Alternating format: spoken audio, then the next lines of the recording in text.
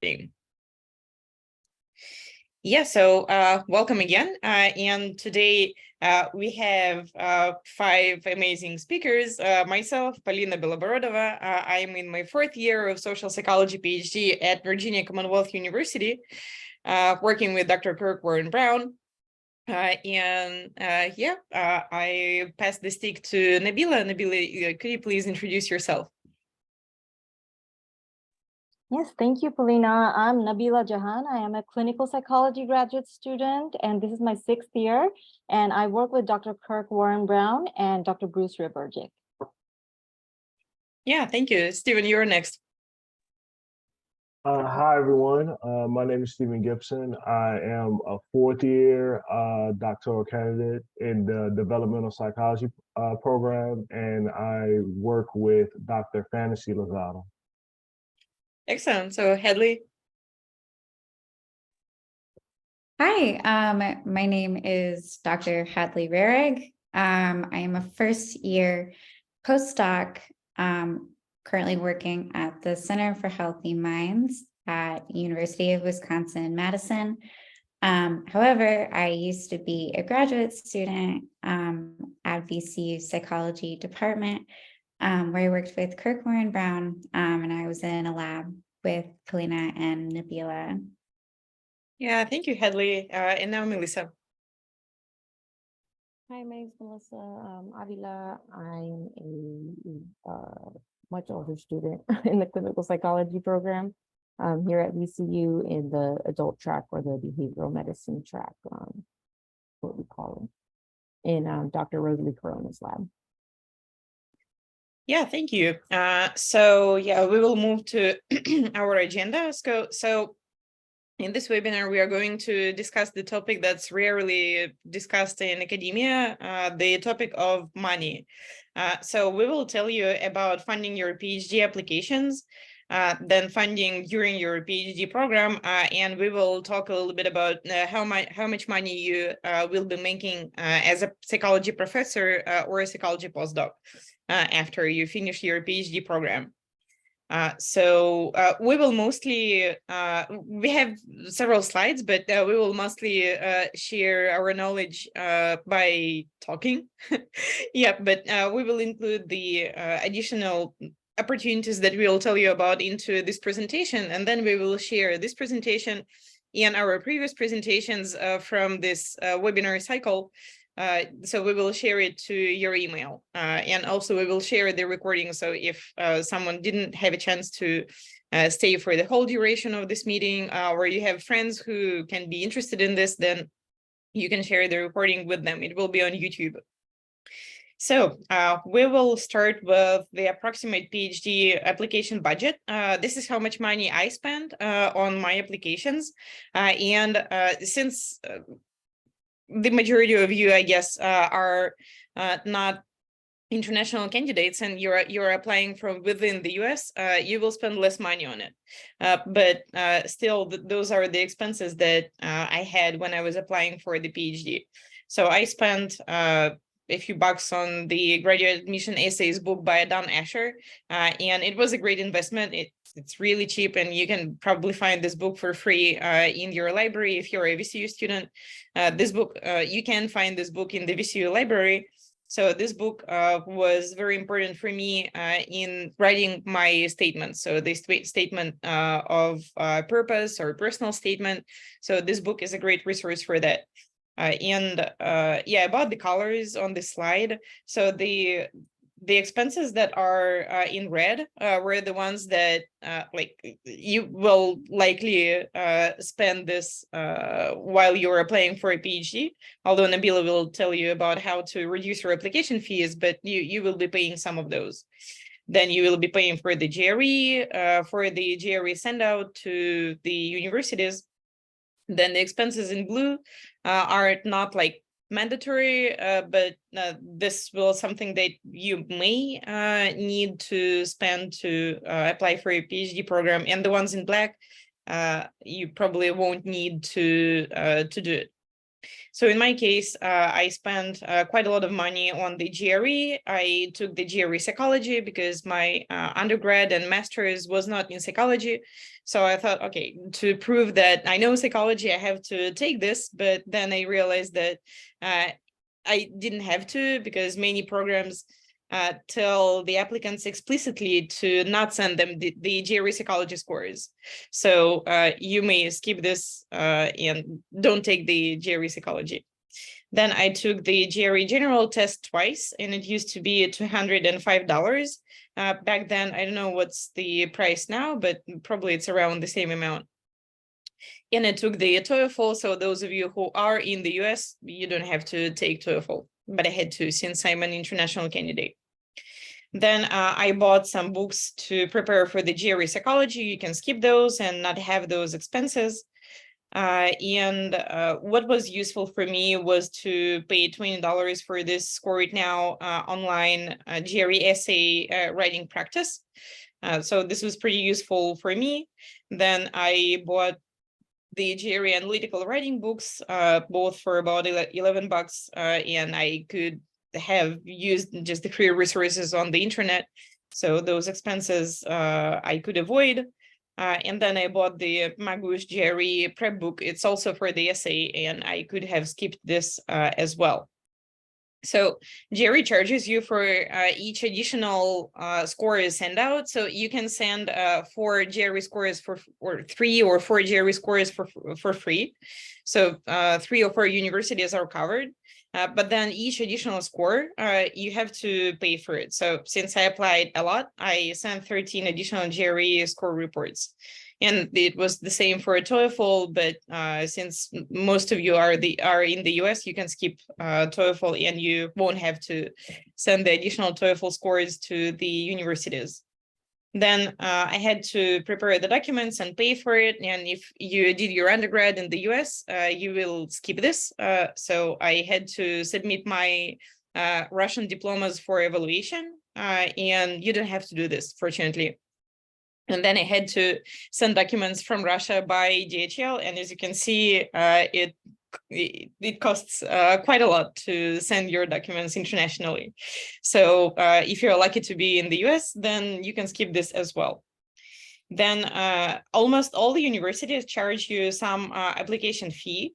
And you can see that there is a range of the fees. So the lowest was the University of Florida. It was $37. Then one university didn't charge an application fee at all. And some universities charged as much as $125.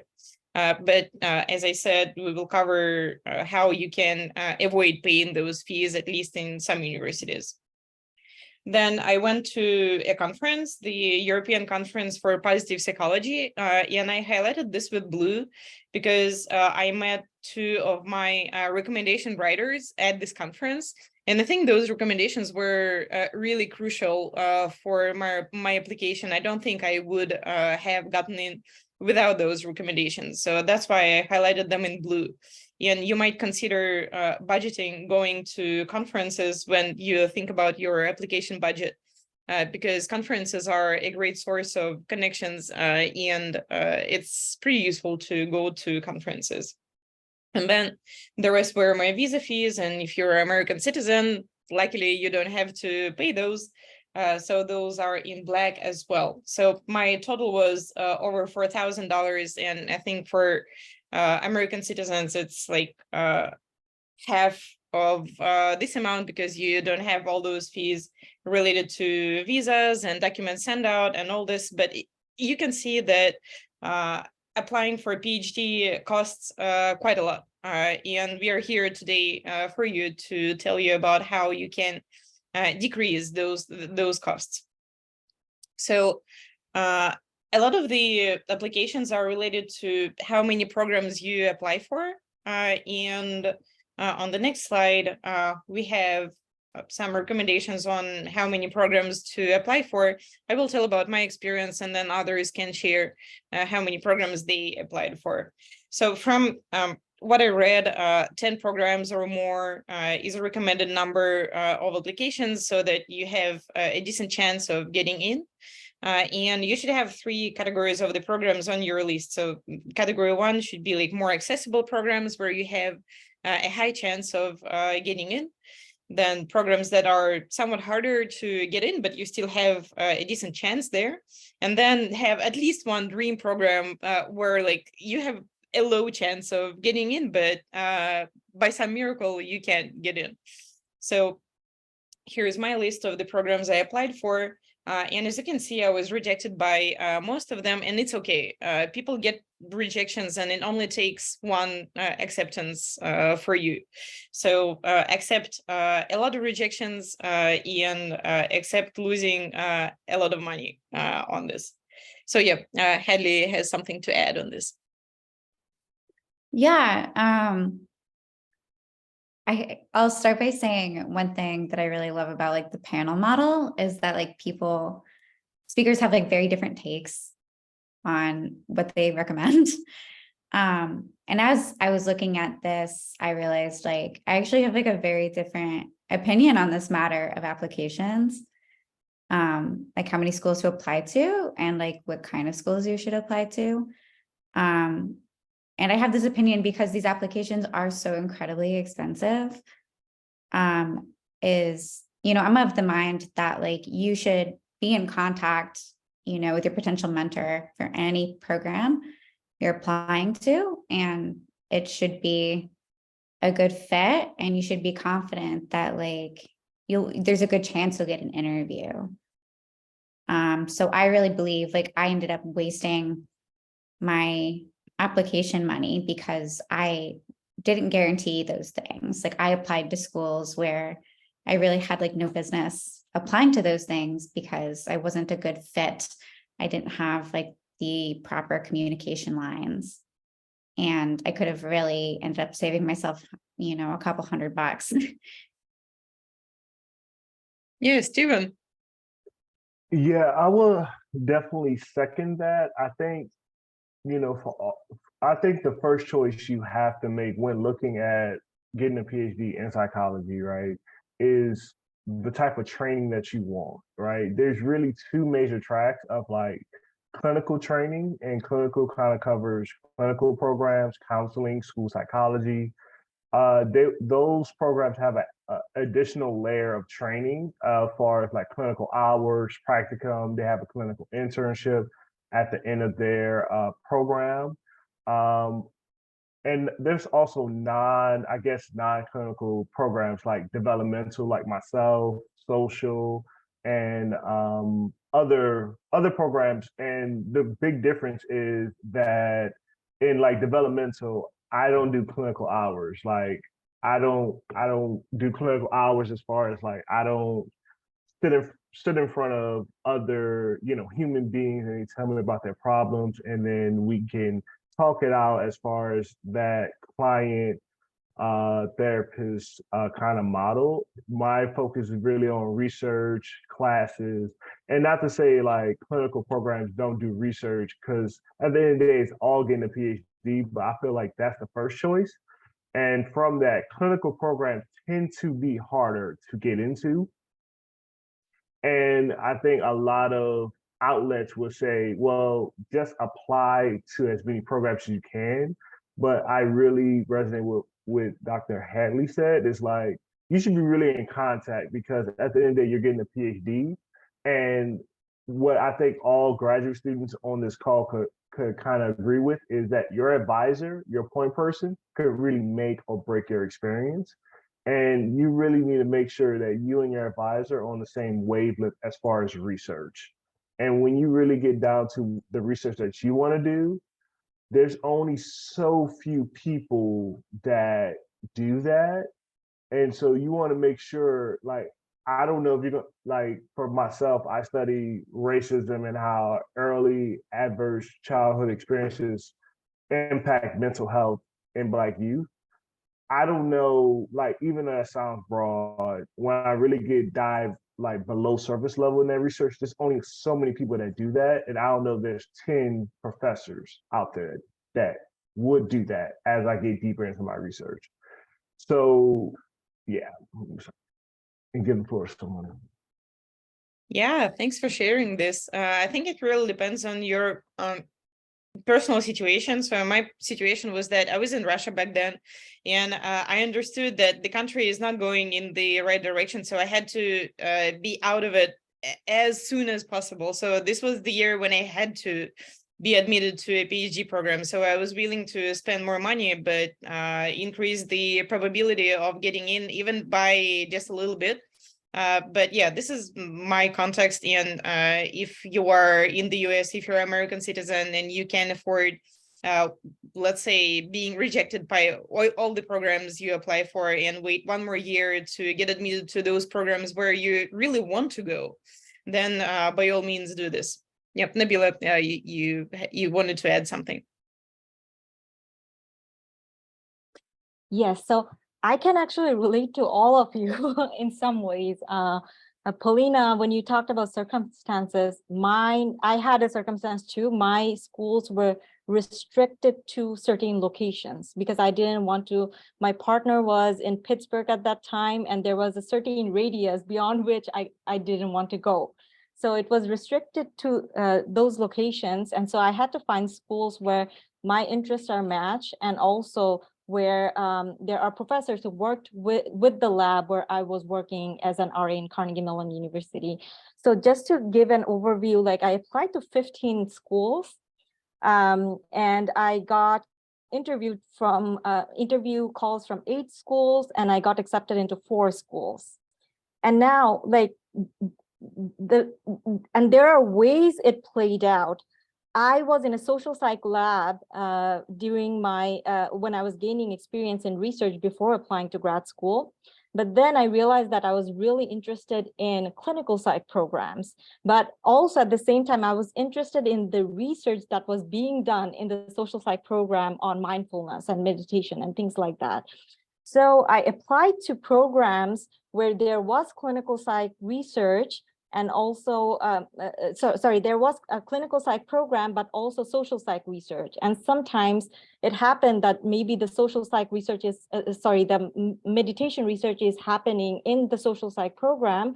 And then I had to ask them whether I could be in the clinical psych program and work in a different program where they're doing the mindfulness or meditation research. So this really the interviews that I actually got, it really resonates with what Hadley mentioned, that the professors that I got an offer from, they all were connected to the professor that I was working pre my grad school, Dr. David Creswell.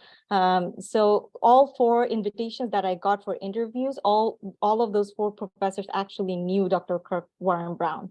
And so I was lucky enough to get into a program where they were doing the research I was doing, and also I was able to be a student in the clinical psych program. So that was like this is interesting because there are so many different things that you have to think about, and so many questions that you have to ask, and topics that you have to negotiate with the people that you are applying to. So yeah, that's just my my 2 cents there. Yeah, thank you. Melissa, what was your experience? How many did you apply for? I think mine was a little different as well, because I think, like I mentioned in the previous talk, for those that were here, I had a lower GPA and things of that nature as an undergraduate, given that I switched from pre-med to psych a little bit later. And I was very cognizant of that impact numerically. So I think I planned around the possibility of not getting into a clinical psych program right away. And I actually applied to MPH programs, Masters in Public Health, and doctorates in clinical psychology at the same time. And I rationale that if I didn't get into a clinical psych program the first time around, I was going to go to a master's in public health. With all of the ones I applied to had an emphasis in behavioral health or quantitative research. And then that way I would, at that point, either decide not to go the PhD route and stick with the master's, or have a better GPA to then apply to the clinical programs. Luckily, so I applied to 7 MPH programs and got into 5. And then I applied to 8 clinical psych programs, and I obtained 5 interviews from those 8 and was accepted into 3. So my pocket was very small, but I think I maximized that by really, really applying to programs that were a good fit. So I think if you really want to avoid these extra applications, you really can, but you just have to make sure that the small pool of schools you're applying to, you are a very, very good fit. And the professors that I applied to for those programs did exactly the type of research I was wanting to do. I had experience in, was like my niche of research. So I think I maximized my ability to get interviews for those programs because of that. I feel if you're not able to find professors that match your interest as well, or things of that nature, then I do suggest going the higher number route, because then if that fit is iffy, then you want to maximize getting interviews and then getting offers. So yeah, my experience is a little different, but definitely plan for budgeting of, I'm not sure if all programs are like this, but at least back in the day, pre-pandemic, clinical and counseling programs, you had to interview in person. So if you were offered an interview, you had to go in person. It was kind of an unknown rule that if you didn't go, you kind of were put at the bottom of the list compared to those who did go in person. So they would still interview you virtually or over the phone, but the people who went in person usually always got the preference or the kind of better appeal. So it was very expensive going there in person to every single interview. You can lower the cost by either staying with graduate students who sometimes will let you stay at their room for free or something like that. Things of that nature. Post-pandemic, people weren't able to go to interviews during the pandemic, and it's not equitable in terms of finances and things like that. So a lot of schools have now adopted the virtual format. So I think moving forward, most of y'all will be able to interview in person, but there's actually some programs I've heard that have gone back to the in-person model. So I would say just budget and really ask people if that's going to be a requirement from those programs or not. And just a bunch of other little things like sending your transcripts from like college. I think each one was $10 for me. So if you applied like 15, it's like $150. So those little things kind of add up. So just making sure you kind of make an Excel sheet with all those things. Yeah, Stephen. Yeah, I also want to add that, given if you are a student from a underrepresented group, there are also sometimes small waivers. Like for myself, I graduated from a historically Black college and university. So, and I applied to 5 different applications, and honestly, I applied to 3 of them just to like up my numbers because all of my application fees were waived because I graduated from HBCU. But I've heard recently like colleges and universities are being more equitable. Like if you are a first gen student, they may waive 50% of your application fee. So you just gotta sometimes research that. Or you could also email the program. Usually if you go on the program website, they'll have a receptionist. You can email them and they'll be afraid to ask them like, hey, I am a first gen student. Do y'all have any waivers for first gen student application fees? Because the worst thing they're gonna say is no. Then if you really want to apply, then you apply. But what if they say, yeah, we'll waive 50%, 25%. As y'all can see, if you're going to apply to 10 programs, 25% off of each application fee, that can really help you out. And I also wanted to say, if you find yourself with, if you find yourself with a GPA that's not as high as you wanted to, or the GRE, actually, I don't even know if a lot of programs require GRE, so you might want to research that before you pay money to take a GRE. But if you didn't do as good as GRE, use your letter writers, the people that's going to be writing your recommendation letters. Like for me, myself, I have a heavy research person. I did a research internship, and she always write in my letter of recs that he is more than his undergrad transcript. That could kind of overshadows any C's or B's I got, right? So I may not have a 4.0, but I had like a 3.5, which, it's not too bad. But she says I'm more than a 3.5. I show 4.0 work or stuff like that. Yeah, thanks for adding this. And Nabila, I think we can go to your slides about waiving the fees with this. Yeah, when Stephen was talking, I just wanted to bring that up, to put that slide up, because that slide has exactly what Stephen was talking about, actually. So yes, application fee waiver is available, as Stephen was saying. Check the website. Most of the schools may have a description of what are the cases when they give application fee waivers. So just check the university website or program website's application fee page, and you'll see sometimes there is a list of criteria for fee waivers, right? For example, I was a McNair Scholar. So McNair Scholar may be there, or maybe you are a member of an underrepresented group that's there, or maybe you are participating in some service like Teach for America, or maybe you are a veteran. So there is a list with a whole bunch of things. And if any of those apply to you, then it becomes easier for you. Just mention that and you apply for the waiver. Now, having said that, it's possible that your particular circumstance isn't listed there, right? And sometimes they would say, sometimes the website would say that these are like, it has to be, you have to be from this list, otherwise we cannot waive. But most schools will not say anything about that. They will just give a list, right? In those cases, reach out to them, and it's not possible for them to list all circumstances there, right? Your particular difficulty may not be there. Reach out to them, like Stephen says, explain them your particular circumstance, ask for the waiver, and see what they respond.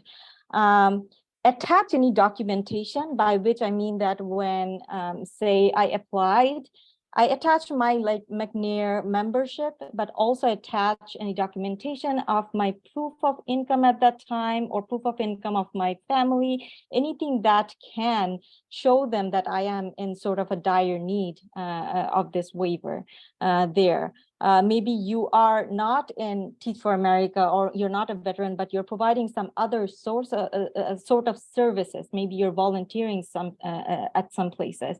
And so after your studies and your first part-time job and volunteering, it's just not possible for you to have other sources of income. So just show all of those proof that you think might be resonating with their institutions or programs goals. You know, they want to help people. You know, from that list, you can get an idea of what are the things that they're trying to promote. And when you communicate with them your financial situation, there are certain types of communication, and it applies to all, not only communicating financial situations, but communicating pretty much anything when you're looking for an opportunity in academia. Be authentic, be specific, and be professional. And what do I mean by that? When I say be authentic, I mean that communicate your circumstance in a way that shows your human side, that I'm really going through this. My family is in this situation. I go to school here. I grew up from this background, and that's why it is difficult for me. Show your human side, and be specific. By meaning being specific, sometimes someone may reach out and say that I'm in a financial difficulty. I cannot afford this, and can I get the waiver? That's not enough. Give them numbers. Say my yearly income is this. My background is this. I am from a Bangladeshi middle class family. My family has, 5 members, and it is very difficult for this, and that reason. That works better than when you are non-specific. And I would say be professional, and be professional. This is like such a given, you're communicating with academics. Of course, you'd be professional, but by that, I mean that I have seen applicants, I have seen, say, even research participants who sometimes are very human and very authentic, but they write as if they're writing to a friend on Facebook. Right? Like I had this happen last week, and the whole description of the emotional situation that the family is going through, part of which may apply to a professional communication, but sometimes you may write too much, you may show too little regulation in your writing. That's what I mean by being professional. So be authentic, communicate the situation, look at the goals of the institution, bring that in your writing, how your situation may apply to those goals. And by goals, I mean that the institution wants to help people who are who cannot afford it and who are maybe the first person going to college from their family, right? So point that out, but be professional.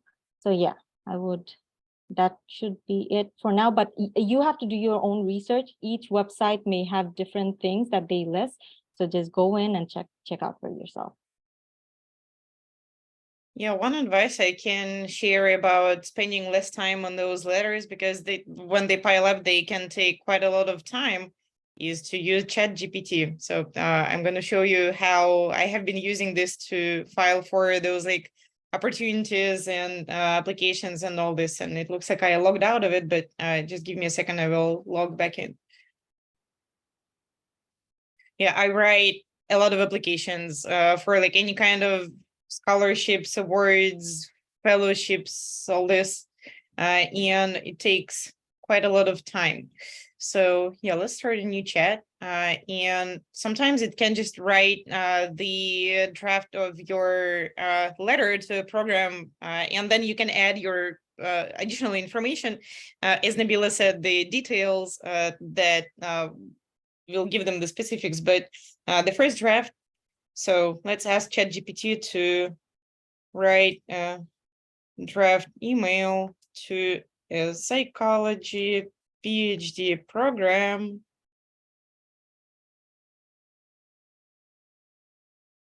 Asking to waive application fee based on financial need. Okay, let's see what it writes for us.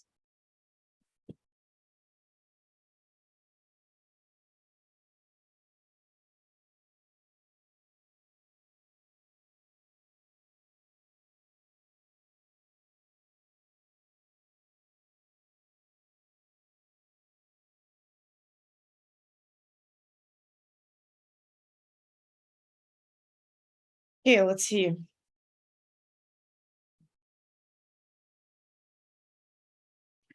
I think it's a little bit too long, but we can simplify it. So let's see what it wrote. Yeah, this is all good. Then this email finds you well.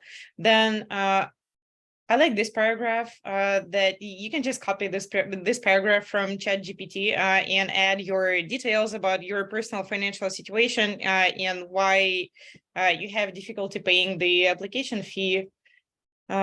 Then I think this could be simplified, and like half of it can be thrown out, because administrators and program directors don't like long emails because they are always in a hurry. They have a lot to do. So yeah, I think the next prompt that we can send to ChatGPT is to shorten this email to, I know, 200 words. But anyway, this is a good structure of such an email that you can write to the programs you're applying for. And you can supply ChatGPT with your personal information and like how much money you're making and what is the specific nature of your financial need. And then it will adjust the email to your situation. So this is how I have been simplifying my email writing since ChatGPT was issued. But getting back to the presentation, I wanted to show you an email that's pretty similar to asking to waive the application fee. So here I'm asking to waive my conference fee. So I'm going to Paulina, I just wanted to add one line to your ChatGPT because do it exactly as Paulina said. Take some parts and add your own parts, because if you feel like if you're in a hurry and you just give it to ChatGPT and copy and paste, there is a function in ChatGPT where the reader can actually ask ChatGPT, did you write this essay or did you write this? And it will say, yes, it has everything there. So don't do that. That would be very bad. And I heard that reviewers have been doing this. So do exactly as Paulina mentioned. Yeah, it's just ChatGPT and other AI tools. They provide only a draft or like a bare structure of your letter, but then you have to rewrite it so that it corresponds to your particular needs. But yeah, I have been using ChatGPT for those letters a lot lately because they take a lot of time. So anyway, this one I wrote myself. I didn't use ChatGPT for this email. And here I'm asking to waive my conference fee, and you can write similar emails to waive the application fees. So I'm addressing the person who is on the organizing committee for this conference. So like I knew her from before, but you can cold email people as well using the same structure. So I'm saying, hi, hope you're well. Then I introduce myself. I say that I'm presenting at this conference and that the presentation builds on the chapter that I wrote for the self-determination theory handbook. Yeah, and then I tell them that I found out that they have some limited DEI travel funds, the diversity travel funds, but the deadline has passed a long time ago, and like I only found this out recently. So I asked them, I was wondering if there was any chance to receive some support with the registration fee. And then I described the nature of my financial situation. I tell them that I'm an international student at VCU, working with my advisor. And I say that because of my visa, my assistantship is limited, and this is the only source of income. Because I cannot work outside of my university because I'm on this visa. And then I tell them that I bear some additional expenses such as visa fees and increased insurance costs. So just describing why I'm experiencing financial difficulty. And then I tell them that since I'm not an American citizen, I have very limited opportunities for obtaining extra funding. And then I tell them how they will benefit from waiving this fee for me, and if I will be able to participate in this conference. So I tell them that my participation is mutually beneficial. I tell them how my experience will enrich the diversity of perspectives at this conference. Yeah, I just tell them that I will appreciate any support that they might provide. It's a short and sweet email. And then after I sent this to this conference, they offered me to volunteer at this conference and waive my conference fee. And this conference costs like over $400 even for students. So it's a huge amount of money. And getting this waiver was very helpful for me. So the advice here is to always search for those opportunities. And even if it's not listed on the website of the PhD program you're applying for, or a conference, or like whatever opportunity you would like to use, always ask for a discount or a scholarship or like a fee waiver. As Steven said, the worst thing that may happen is that they say no. And it's okay. If they say no, you can just thank them and pay for the opportunity if you think that using it is important for you. But yeah, you can use this email as an example for your own emails that you will be writing to the programs and to other opportunities that you may consider. Yeah, anybody, any more comments on this, on waiving fees and getting discounts, scholarships, and so on?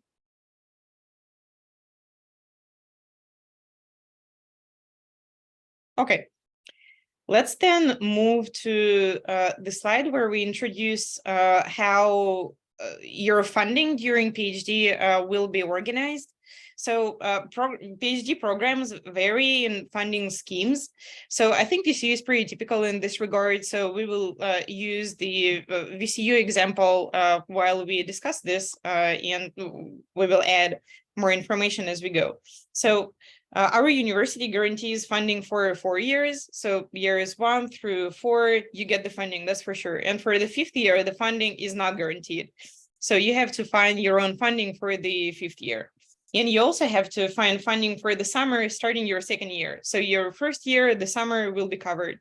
But starting your 2nd year, you will have to find your own funding.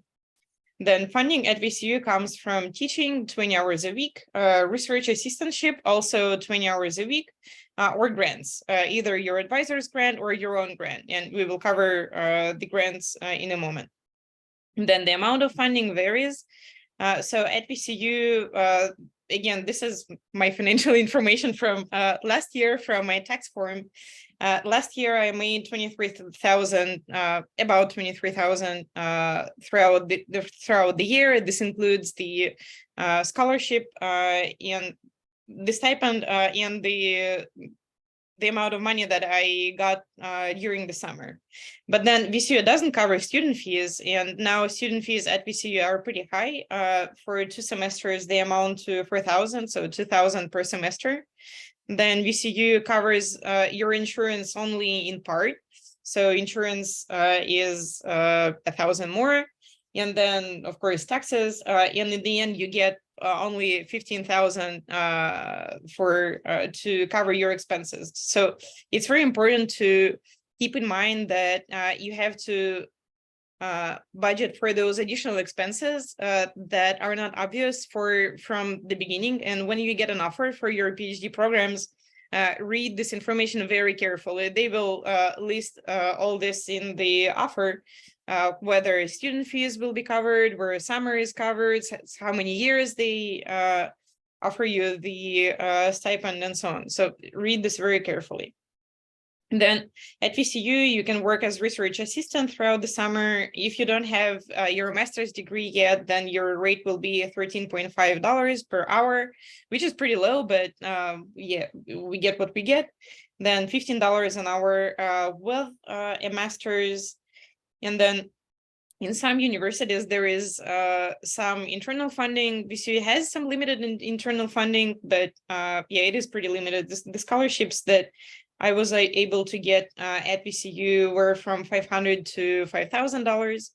And then VCU has a dissertation fellowship, which is last year, maybe they raised it a little bit, but last year it was $10,000 for the dissertation semester. So this is all I have for this slide. And Stephen wanted to add something. Yeah, so I think what Paulina kind of hit it on the nose, like as you see graduate students, we're not eating steak and lobster every night, but as you budget out, like once you get into graduate school and you go on these interviews, what's also important, when you go on these interviews for PhD programs, you're also interviewing the university. And you need to ask them all these questions and ask also the other graduate students that's already there, because they're gonna know everything. Ask them, do they have a roommate?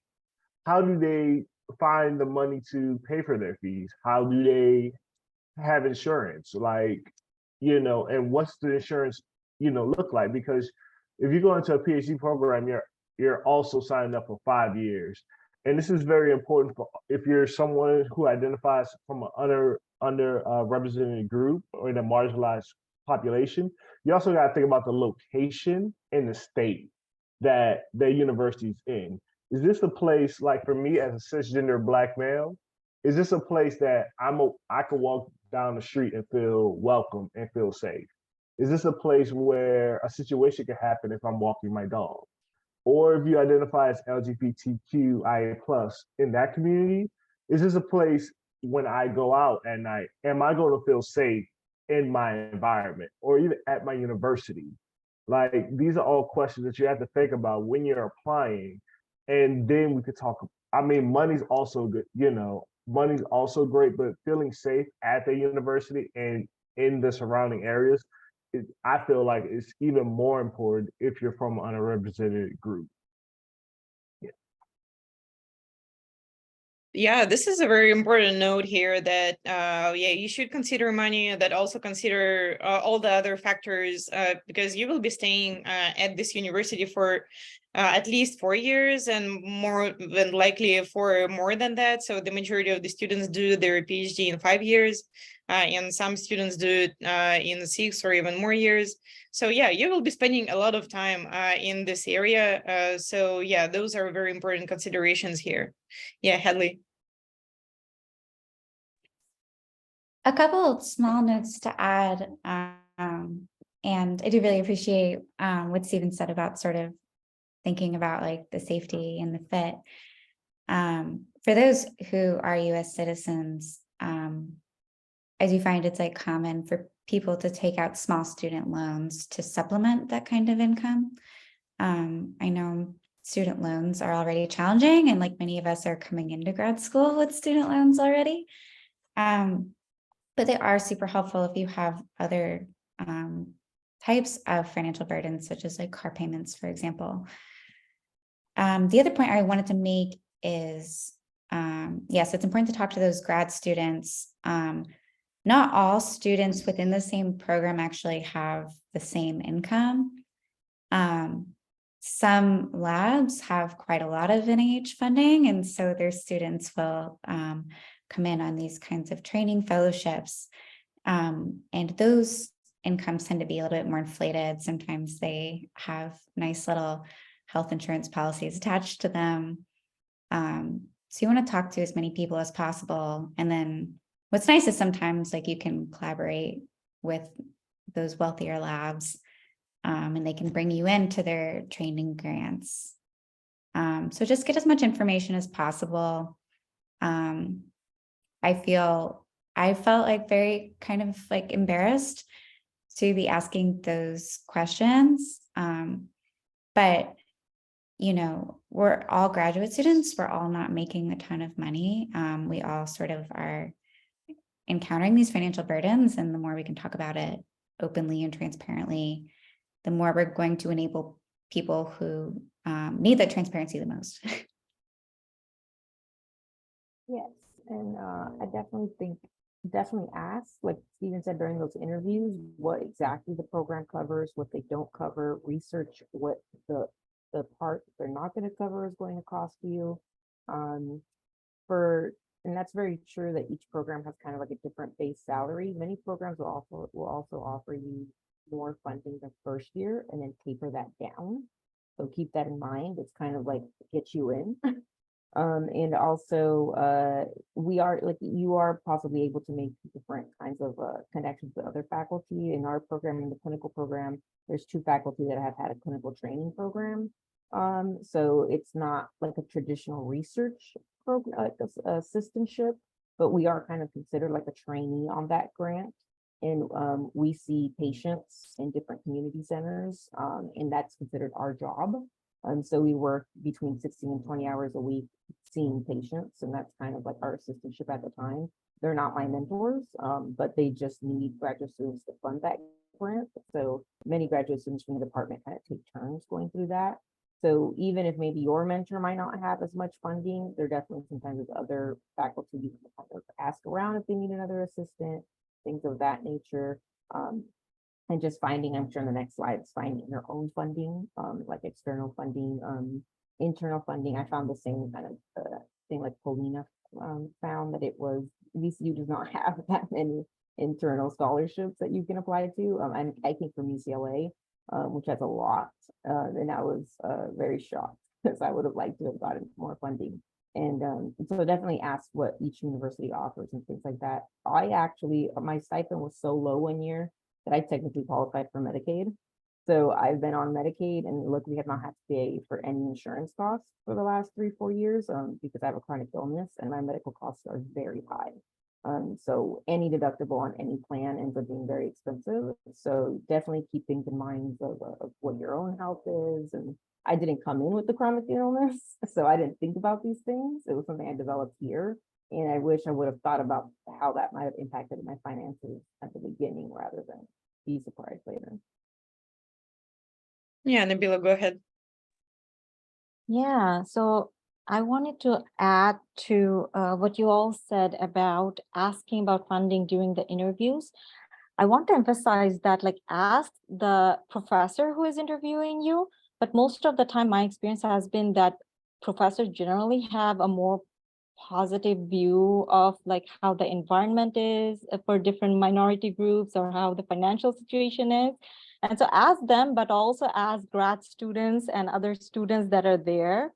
often there is a period during your interview when you're just sitting there waiting for your next interview in a room where there are other grad students from different levels, different classes, and then there are other applicants. And generally the conversations that happen in that environment are more honest.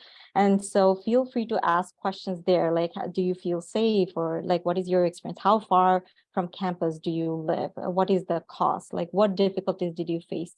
And generally, I found students to be honest in those periods. Now, also wanted to add to the other types of funding that you can find besides TA-ship and RA-ship under your own lab, what Melissa was talking about, is that Hadley said that, you sometimes felt embarrassed asking. I did too. For the first 3 years, I didn't even ask anybody because I didn't know that I could ask, and it is a hard thing to do. But there are labs where they're lacking, researchers during the summer period, say they're very desperate to find somebody. So look for labs where your interest may be matched or where you can probably enhance a skill, maybe programming skill you're looking for. Maybe it's not directly related to your research area, the area that they work on, but maybe the skill that you'll acquire, you'll be able to apply it and you'll make money. So reach out to those professors, ask them what is available. And my funding came from, say, that type of job, and also from what Melissa mentioned, for clinical and counseling psychology, there are opportunities to see patients and get paid. So my 3 years of funding came from that. And I was hesitant to ask even for that. And sometimes you're not offered. You have to go and ask, like, do you have space in your funding to accommodate me? And I was able to work in like 5 different clinics through these fundings. And I also worked at the McGuire VA, seeing patients as part of my external practicum. I didn't get paid there, but I made connections there. And those professors, those supervisors, clinical psychologists, they were doing research there. And so I was able to gain funding in those research, although like I wasn't getting paid to see patients. It was an external place where they were looking for students because I already had credentials there, which takes time to acquire. I now could get into research too and get paid through that. So keep your eyes and ears open and just ask. Don't feel embarrassed. And even if you feel embarrassed, just ask. Yeah, graduate students are a little bit of entrepreneurs, and we have to find all those opportunities. This is all rarely offered. You have to like be proactive to find this. Yeah, and let's discuss the external funding and especially the grants that you can apply for before your PhD.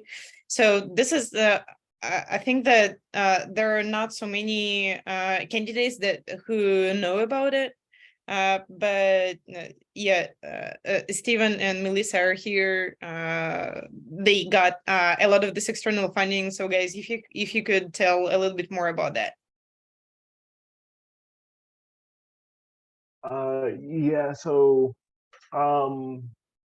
So after I graduated from undergrad, I actually went to a master's program.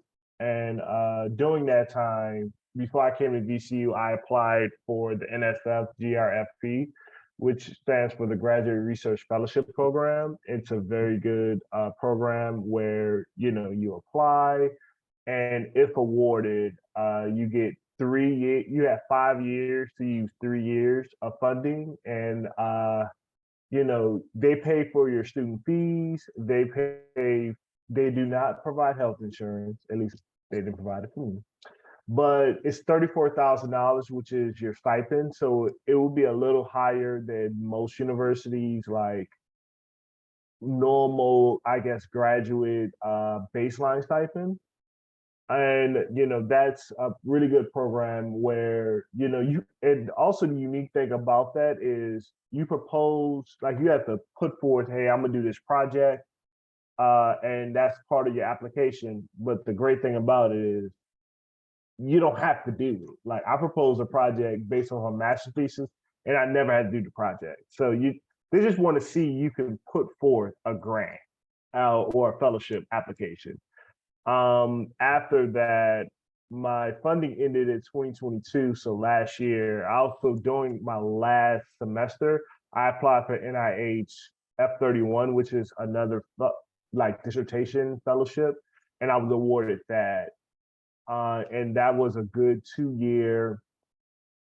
I'm still currently under the F31, just finished my first year, but that's through a different institution, or not institution, but funding program of the National Institute of Health. And that they're a little more, if you want to learn more about the NIH, you could, I'm gonna put my email in the chat because their website is very hard to navigate. I can tell you that. But it's a 2 year program and have different mechanisms. The stipend is a little lower than the NSF, but that's okay because they also cover tuition and also your classes if your funding in your institution runs out for additional coursework. But I'm gonna leave it there and let Melissa. Yeah, there's another popular mechanism. The one I applied to and was funded that this year was a diversity supplement. So there's like another mechanism that's a little, an F31 is a little bit more of a longer and more arduous undertaking, which is something I did not want to do.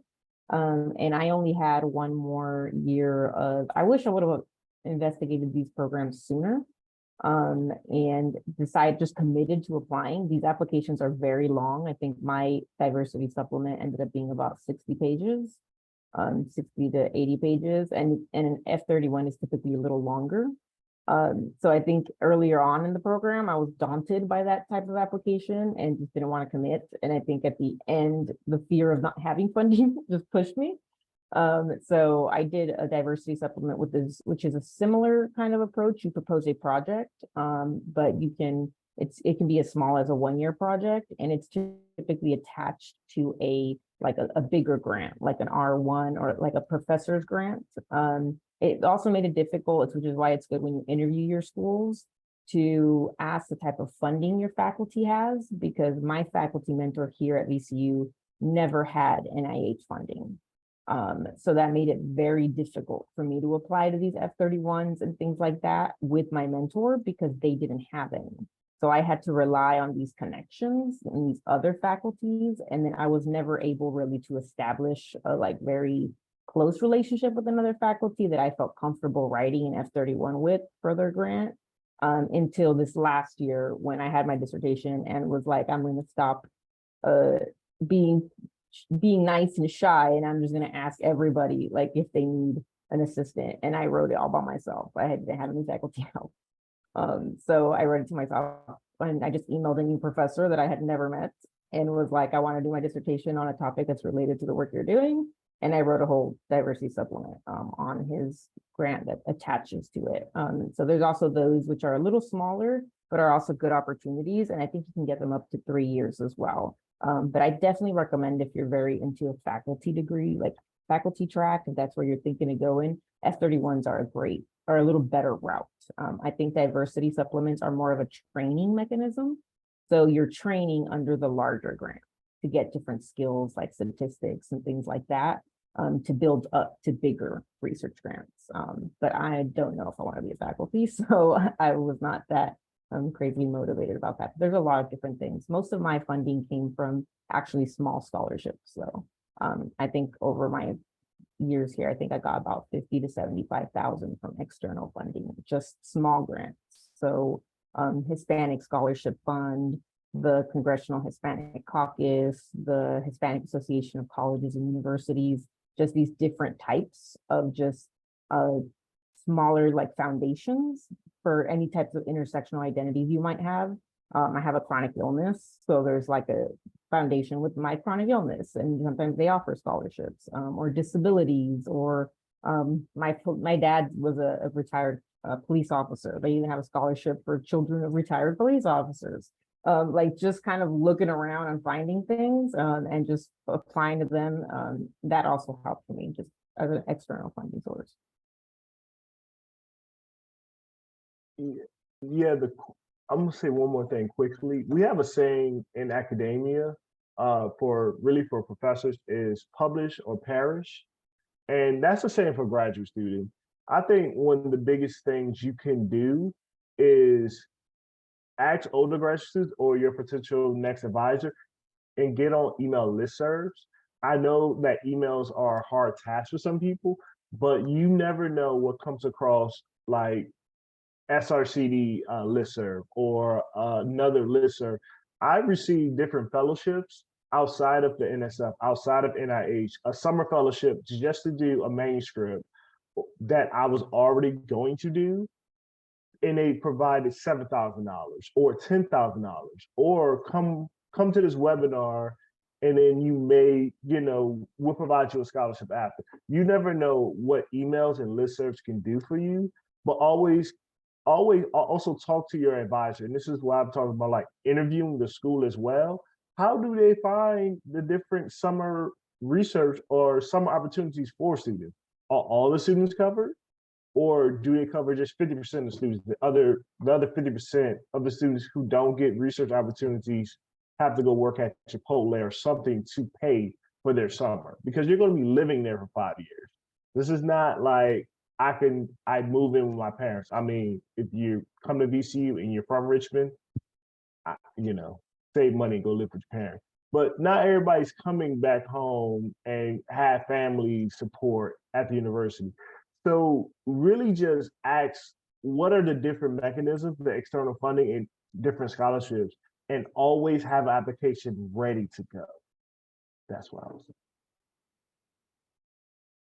Yeah, I agree with that. Apply for all the opportunities you can find, and there are some more options on this slide. I applied for the Spencer Dissertation Fellowship Program to fund my dissertation year, didn't get the results yet. Then I applied for American Psychological Foundation grants and didn't get those, but I got a grant from the American Psychological Association Division 34 for environmental psychology. So you never know where your funding might come from. And there are lots of different professional associations and grants that have grants and awards, and often they don't have a lot of candidates because people just don't know that those things exist.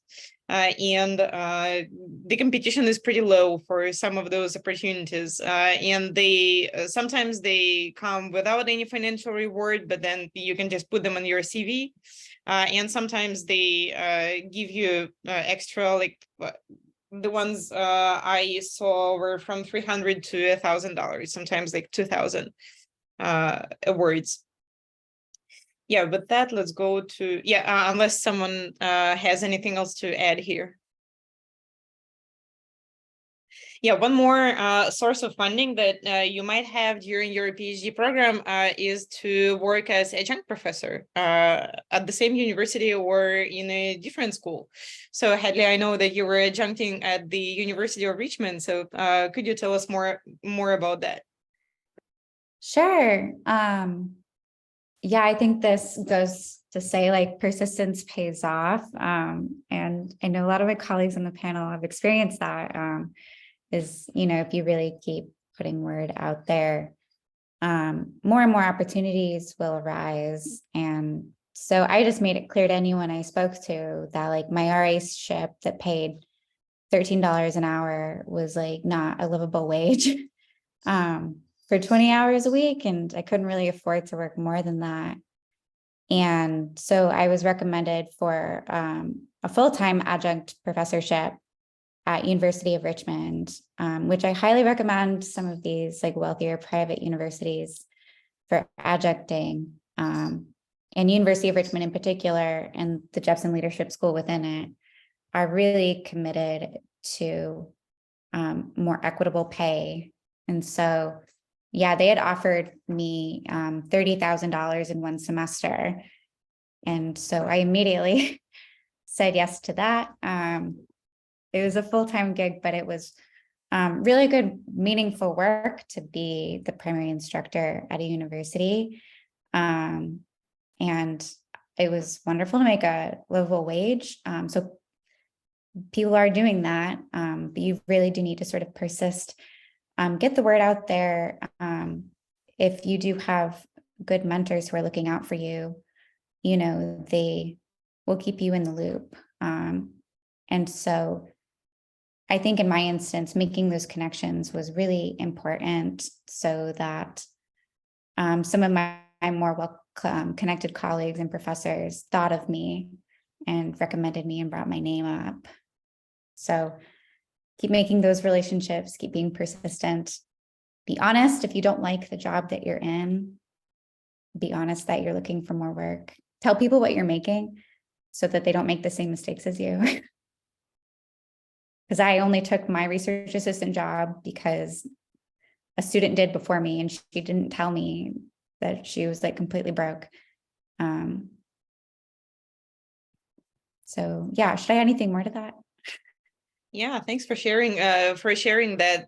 I agree. There is a lot of exploitation going on in universities, and they're happy to use our almost free labor. So yeah, we have to find additional opportunities to get paid. I got a bit of money by doing some statistical consulting on the side. So if statistics is something that you are good at, then you can charge a hefty fee for your services. Like I charge $50 an hour for statistical consulting, but I have some limitations because of my international student status. I cannot like work over 20 hours a week during the fall and spring semesters. So and many of those opportunities are unfortunately not available for those who are not American citizens or those who don't have a green card. So yeah, it's a little bit limited for international students, but there are still some options for us as well. Hadley. You reminded me of another funding opportunity when you brought up being a statistical consultant. Yeah, keep your ears open. You might be surprised by some of your connections. There actually are like really interesting consulting opportunities for HMOs if you know anybody that works in those like wellness industries, because they'll pay like master's level consultants like $100 an hour to do a webinar. So, you know, you might have I have some ethical qualms sometimes with our health insurance, but like they will pay experts pretty lovely fees for consultation. Yeah, and with that, let's move to the next slide. So yeah, always negotiate your salary because they will offer you like the lowest level they have, and then it's up to you to increase your salary. Here is an example of email that helped me to increase my hourly research assistant pay from $13 to $15, and it's like just a couple of dollars, but it accumulated over the hours that I did throughout this work. So in the end, it was a nice raise. So yeah, here's the email. I spoke with another PhD student from my program, Hadley. You were that student. And they told me that I might qualify for a higher hourly rate because I have 2 master's degree and a PhD that I got in Russia. I know that federal grants sometimes include different rates for student workers depending on their qualifications, and I was wondering if it applies to your project.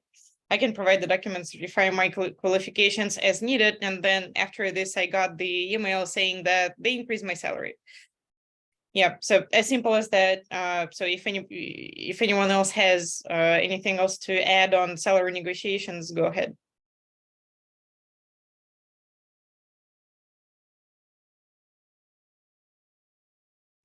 I would just say like, especially for some of these more full-time positions, they actually expect you to negotiate. And like you're really letting them get away with robbery, like if you don't even attempt to increase your salary. Because they're starting low on purpose and they're expecting you to push back a little bit. Yeah, so salary negotiations are important. Yeah, Nabila, go ahead. Yeah, so I would add, I did not know that you could do this. So sometimes we judge based on our background and the people that we lived with. So our standard of living sometimes comes from, if you come from an underrepresented background and you expect that, okay, this is what I deserve, right? The low amount that you get, you feel like, okay, this is what I deserve because I've always gotten this, right? You wouldn't know until you ask other students. So ask other students from your program, from other programs, and from different levels, like first year, second year, third year, and see what they all say. So seconding what you all. Yeah, I agree with this. I didn't know until Hadley told me. So we told you now, so you know. And yeah, we hope that you will negotiate your salary once you get there. Okay, with that, let's move to the salary conversation. So this is the data from 2020 offers. Some psychology researchers collected the information on the newly accepted assistant professors and how much they were offered by the universities where they applied. And those are the results. So depending on the university type, the R1 universities like VCU tend to pay a higher rate. And private schools pay more than public schools, and business schools pay the highest salaries. So working in business schools is not, I think it's, I think they accept social psychologists. I'm not sure if they accept clinical or like other kinds of psychologists, but at least for social psychologists, this is somewhat available. Yeah, so business schools pay the most. And R1 universities like VCU pay more than other types of universities. So as you can see, R2s and R3s pay much less than R1s and SLACs. The selective liberal arts colleges pay the least, but again, it depends on the type of SLAC. So some of them, the highly prestigious ones, will pay you more. But when it comes to averages, those are the average psychology professor salaries at those different kinds of institutions. And then for postdocs, I think I'm not sure what the range is, but I think it's like around 40,000, right, Hadley? So postdocs are interesting. So I would say like the majority of postdocs in the US are NIH funded, but not all. And there is quite a considerable range. So I'd say for the first year, if you're not NIH funded, it ranges from 40 to 60,000, like depending on the location. But if you're NIH funded, it's actually a set income level based on how many years it's been since you've graduated. And it's remarkably like identical, no matter where you live in the country. So like I live in Wisconsin, which is not like the most expensive location to live, but I make the same as my friend who's a postdoc and living in Boston and paying like $4,000 a month for her apartment.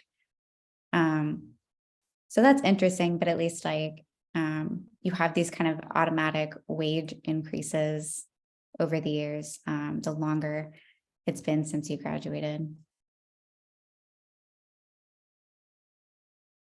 Yeah, so this is how much you will be making as psychology professor. As you can see, the range is pretty wide, and it really depends on the type of institution where you're working at, so where your salary comes from. Yeah, anybody else, any more comments on this? Also, if you're interested in like industry, like outside of academia, I'm gonna give you a tip. They pay way more. You get paid way more for your skills outside of academia. So if you are not interested in like continuing academia, because I want to, I want to continue in academia. So applying for F-31s, F-32s, different postdoc, that's like appealing to me because that's better for my career trajectory. But if you are looking, I know a postdoc position, that's a 2-year position at a place in Charlotte where you can work a remote job and it pays $90,000 a year, right? to do probably less work or less more advanced, sophisticated work, right? So a lot of industry jobs pay us for our skills. And I think, again, going back to interviewing the university, how do they prepare students to go inside academia and also outside of academia? Because there's not just one career track. A lot of universities just prepare students and just give them job postings, and all the training is just to train other academics. But if you're not interested in going academia, right, then how do those trainings serve you? Is that university going to prepare you for a job outside of academia, to go into industry, to develop different skills along with your training? That's something you have to talk to your potential advisor in your university. So Yeah, I agree with that. Academia is not the only option after PhD, and with the state of the academic job market, you can definitely consider non-academic positions. Although for non-American citizens, this comes with the caveat that if you are applying for a work visa in academia, then you just get it and you will work at the university that wants to hire you. But if you're applying for a visa outside of academia, then you enter a lottery. And even if you have an offer from an employer, it's not guaranteed that you will be able to work for them. It's not guaranteed that you will get your visa. So yeah, this is important to consider for non-American citizens. So if you're not a citizen, if you don't have a green card and you need a work visa, academia is a safer option. Just a quick note too, for the clinical and counseling students, our degrees are also clinical. So you can do research and do the academic route, or you can decide to just do clinical work and not do research, or you could get a job that does a little bit of both.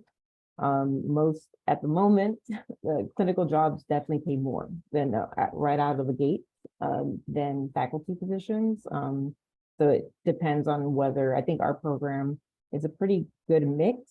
I feel a good chunk of our students go into just complete clinical work and seeing patients. You can work in hospital settings, you can work in private practice, you can do whatever you like. And usually after your postdoc year or two, most starting salaries should be about 100 to 120. So that is also only really relevant to the clinical and counseling psychology degree. Yep, this is another option of what you can do after PhD if you get clinical or counseling PhD. All right, with this, let's go to the rest of the resources. Yeah, so Nabila wanted to share more on how to communicate. Yeah, so I'll start, but this is open to all panelists because I'm sure that you will all have comments there. So the first point we already covered, always ask about what you want, always ask rather than assuming or guessing what's allowed, what might make people mad or something, just always ask. And when I say ask, if it's a funding opportunity you're asking about, or a waiver you're asking about, or whether you want to negotiate salary or hours or responsibilities, first pinpoint the people that would be the most useful to ask these questions to, right? So if you're looking for funding opportunities, first of all, let your advisor know. That's the first point of contact, and then go to maybe program heads and department heads because they know a lot of other people, and go to even research lab where you consistently see a lot of students get funded whose interests also match yours. So contact them and let them know, and try to phrase your question where you ask them, do you have any opportunities for me? And you also add, if you don't, do you know of anybody else who might have any opportunities for me? Because it has happened in my case that the person I contacted didn't have opportunities, but they know of someone who has been looking for somebody. And so they CC'd that professor or that supervisor, and they asked for an interview, and I went and talked with them. So always ask for waiver too. And the worst thing that you can hear is no, as Stephen mentioned. In any communications, I mean, whether it's shorter ones or a little bit longer ones, I think the format that I described here works well, even if it's just one line of you mentioning each of the bullet points that I mentioned, or more than one line, depending on the context. Describe your strength, like why your participation in their team or their program or their lab is valuable to them, however much is appropriate in that context. And so under that can be, so the bullet points isn't organized the way I mentioned. So that's a sub point where it says background, skills, visions, perspective, experience. So mention your background if it's useful, you think. Mention your skills, which is pretty much given. Mention your vision too, that like you have a broader, like just not the, that speaks to your broader goals, just not from academia, not from this year, but from life. But don't be too vague. Just give them something that they see that, okay, this person is a leader, or this person has a clear view of what they want to do. Experiences, share your prior experiences, your goals, and also nowadays community engagement is a really important to a lot of people. They want to know that you are a team player, you care about other people, and like just relate to what can speak of that when it comes to their team or their lab or their opportunity. Show appreciation and interest regarding what they're offering, because everybody wants to take somebody who is enthusiastic about that, what they're doing. And sometimes I've seen people who are just talking about their own skills, but they're not showing enough enthusiasm and interest in the other program. And the other people, the people who are doing research, or people who are working in, who are the lead of a clinic, they really like to talk about their work, and they really like to have a person who will listen and who would actually want to share their vision. And so speak of that. Then if you're talking about a problem, and by problem, I mean, say you asked for an opportunity and a similar opportunity is there, but not exactly. Just to give an example, say somebody said that we need people for Monday and Tuesday. We don't have anybody for those days, right? So that's a problem. You're probably not available Monday, you're available Tuesday. So let them know about that and try to offer a solution, right? For example, let them know Monday 10 a.m. is difficult for me. And a way to show humility is to give them the reason. I've seen applicants who say it's difficult for me, but don't say it. And it seems like they're kind of like, I don't know whether they have a legitimate reason or whether they just don't want to do it. What is it? There is a little bit of mystery, and sometimes people like transparency rather than that. You're not obligated to, though. If it's something that you don't want to share, you don't have to, but give them a reason and then offer them a solution. Do you think it would work if I do this instead? Like, I cannot do Monday 10 a.m., but I am okay to work at night that day in the evening. Does it work for you? When is the deadline? Ask questions like that, and they might come up with a solution with you in collaboration with you. So whenever there's a problem, offer something and offer helpfulness, I would say.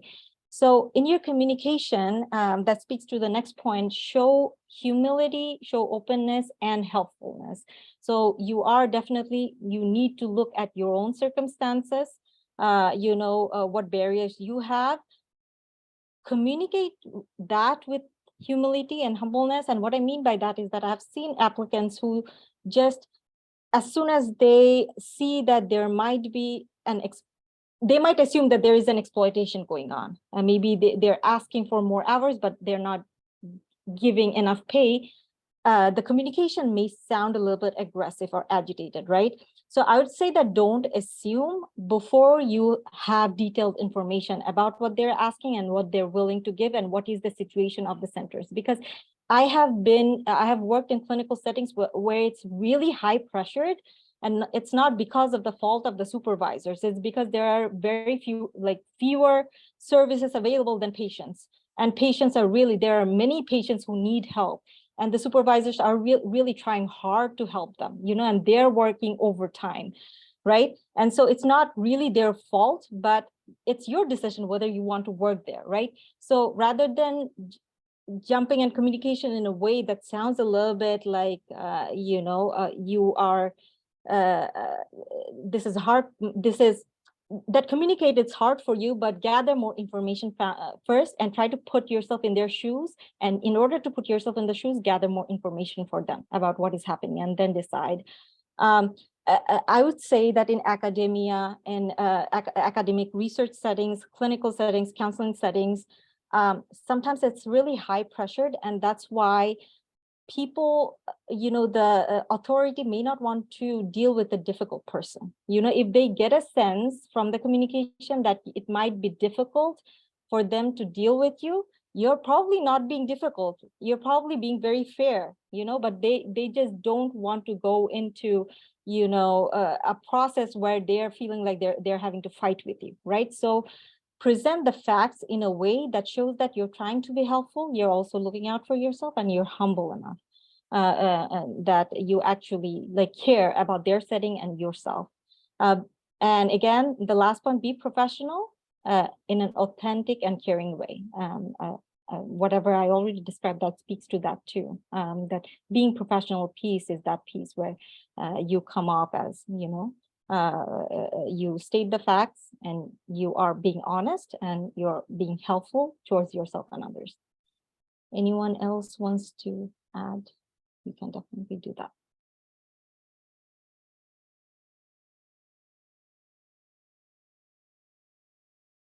Yeah, thank you for sharing those, Nabila. Those are like the general rules for any communications in professional setting, and it's important to follow those, especially in those high stakes emails where you ask for something and they might not give it to you. So yeah, it's super important to follow those.